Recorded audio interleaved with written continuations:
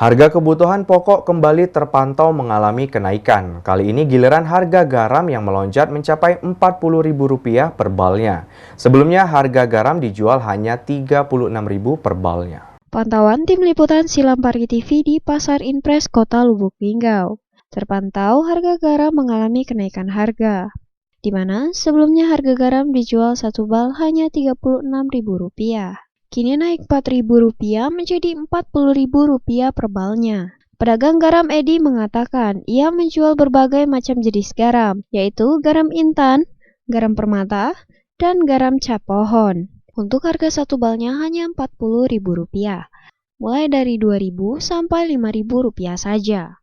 Ia menyampaikan untungnya hanya Rp2.000 per balnya. Untuk omset sehari-harinya itu hanya Rp50.000 sampai Rp100.000 per harinya. Ini permata, kalau ini intan. Oh, iya. Itu garam dari mana Pak kita Pak? Ya, dari Bos. Ya. Ngambil di Linggau Nila atau gimana Pak? Ngambil di Linggau. Ngambil eceran, kalau misal balan lah termasuk. Ngambil sebal, kadang global. Kita jualnya itu Pak, apa balan apa? Jualnya eceran ini. Nah. Berapa Pak itu Pak? Misal ini 35,5. 35,5 Pak ya? Iya. Kalau satuan berapa Pak? Satu Rp2.000. Kalau yang intan? Kalau intan ini Rp5.000 jual. Oh, Rp5.000 itu setengah kilo. Setengah kilo Pak ya? Iya.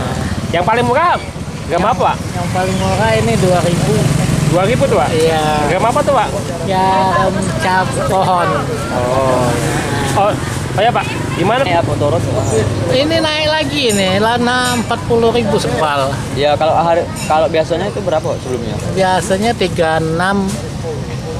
Ival Walbarodi, Silampari TV melaporkan.